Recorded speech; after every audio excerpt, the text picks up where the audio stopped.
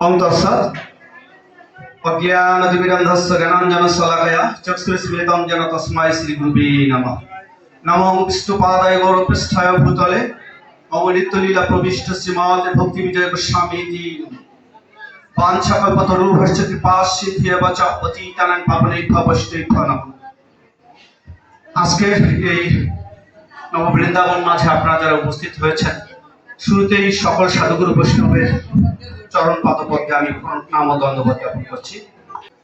তো এসেছি এখানে যে উদ্দেশ্য, আপনাদের পাশের উপজেলা তারাকান্দার দাউদপুরে আমরা একটা শিক্ষা প্রতিষ্ঠান তৈরির উদ্যোগ নিয়েছি। যে প্রতিষ্ঠানটি বাংলাদেশের প্রথম এই শিক্ষা প্রতিষ্ঠানটি হচ্ছে, অর্থাৎ আমাদের সন্তানরা সাধারণ শিক্ষা, বাংলা মাধ্যম, ইংরেজি মাধ্যম, যে মাধ্যমই হোক শিক্ষায় শিক্ষিত হচ্ছে। ডাক্তার, ইঞ্জিনিয়ার, উকিল, ব্যারিস্টার বিভিন্ন বড় বড় উপাধি অর্জন করছে, সম্মান, অর্থ, যশ, খ্যাতি অর্জন করছে। কিন্তু দুঃখের সঙ্গে বলতে হয়, আমাদের সেই সন্তানদের বা আমাদের শুধুমাত্র ধর্মীয় শিক্ষা বা নৈতিক শিক্ষা না থাকার কারণে আমরা, বিশেষ করে আমাদের সনাতন ধর্ম আজ বিলুপ্তির দ্বার প্রান্তে এসে দাঁড়িয়েছে। ভারত উপমহাদেশে সনাতন ধর্মের উৎপত্তি হলেও আমরা এখানে ধীরে ধীরে কমতে শুরু করেছি। এর একটি কারণ, আমাদের ধর্মীয় শিক্ষা নেই, ধর্মীয় জ্ঞান নেই। আমরা আমাদের সন্তানকে প্রতিনিয়ত স্কুলে পাঠাই, নাচ শেখাই, গান শেখাই, আর্ট শেখাই, কিন্তু দুঃখের বিষয় আমি আমার সন্তানকে নিয়ে কখনো গীতা পড়াই না। আমি আমার সন্তানকে মন্দিরে নিয়ে যাই না।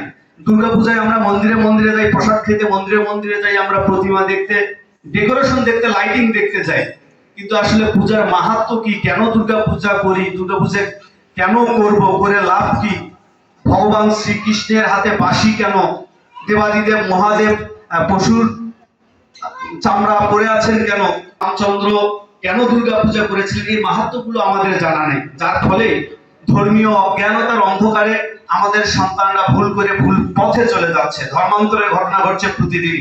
এই জায়গা থেকে পরিত্রাণের উদ্দেশ্যে সনাতনী ডেভেলপমেন্ট ফাউন্ডেশন নামে একটি সংগঠন, যে সংগঠনে বাংলাদেশের 64টি জেলার প্রায় 2400 মানুষ যুক্ত আছে। তো আমরা উদ্যোগ নিয়েছি বাংলাদেশে বসবাসরত সনাতনী সম্প্রদায়ের জন্য একটি শিক্ষা প্রতিষ্ঠান করব। একটি সফলভাবে করতে পারলে প্রত্যেকটা বিভাগে একটি করে করব। সেই লক্ষ্যে 2023 সালের 10ই অক্টোবর থেকে আমরা অনলাইন এবং অফলাইন প্ল্যাটফর্মে প্রচারণা করি। এর ফলশ্রুতিতে পরবর্তী সময়ে, যেহেতু আমরা বলে চেয়েছিলাম বাংলাদেশের যে কোনো প্রান্তে হোক একটা করব প্রতিষ্ঠান, তো সেই জায়গাটি আমরা আপনাদের পার্শ্ববর্তী উপজেলা তারাকান্দার দাউদপুর, সেখানে কিন্তু আমরা একটা জমি পছন্দ হয়, জমির মালিক জমির বিক্রির বিজ্ঞাপন দিয়েছিল, 7 একর জমি। সেই জমিটি আমাদের পছন্দ হয়, জমি আমরা দেখি, এবং গত বছরের এপ্রিলের 16 তারিখে সেই জমির বায়না চুক্তি সম্পাদন হয়। জমির দাম 5 কোটি টাকা। আমরা তাদের সঙ্গে একটা চুক্তি হয়েছে, সেই অনুযায়ী আমরা টাকা দেব। গত 21শে মার্চ থেকে সেখানে প্রথম শ্রেণী থেকে নবম শ্রেণী পর্যন্ত আমরা পাঠদান কার্যক্রম শুরু করেছি। আমাদের যে স্কুলটা, এটি হচ্ছে নাম দেওয়া হয়েছে সনাতনী জ্ঞানতীর্থ। এখানে সাধারণ যে শিক্ষা আছে, বাংলা, অঙ্ক, ইংরেজি, বিজ্ঞান, গণিত, এইসব থাকবে। এর পাশাপাশি সিলেবাস আকারে বেদ, গীতা, রামায়ণ, মহাভারত, উপনিষদ সহ আমাদের যে পবিত্র গ্রন্থগুলো রয়েছে সেই বিষয়ে আমরা শিক্ষার্থীদের পাঠদান করাচ্ছি। কিভাবে আসলে সন্ধ্যা আরতি করতে হয়, কিভাবে আমি প্রণাম করব, কিভাবে সূর্য প্রণাম করব, কিভাবে আহ্নিক করব, এই বিষয়গুলো আমরা আমাদের সন্তানকে শেখাতে চাচ্ছি, সেই উদ্যোগ নিয়েছি।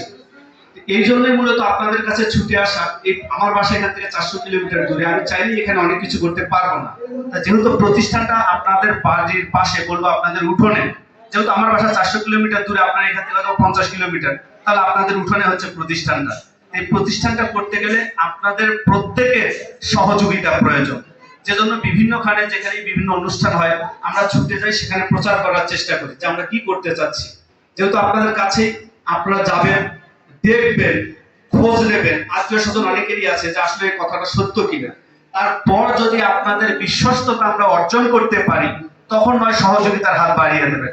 তা আমরা দেশের বিভিন্ন প্রান্ত থেকে যে যার সাধ্যমতো তাদের কাছে গিয়ে আমরা হাত পেতে ভিক্ষা বা অনুদান সংগ্রহ করছি। সেই টাকাটাতে কিন্তু আমাদের প্রতিষ্ঠানের কার্যক্রম চলছে না। আজকে আপনাদের কাছে টাকা চাইতে আসিনি, অনুদান ভিক্ষা চাইতে আসিনি, আজকে এই বার্তাটা আপনাদের কাছে পৌঁছে দিতে এসেছি। অথবা আমাদের প্রভু নরেশ প্রভুর সঙ্গে কথা হয়েছে, ওই প্রভুর সঙ্গে কথা হয়েছে, ওনারা সুযোগ করে দিতে চেয়েছেন শনিবারে যদি আসি একটু কথা বলবো, এবং তারপরে আপনারা যদি অনুমতি দেন তারপরে হয়তো 2-4-5 দিন বা পরে এসে আপনাদের বাড়ি বাড়ি গিয়ে যে যার সামর্থ্য অনুযায়ী একটু আমাদেরকে সহযোগিতা করবেন।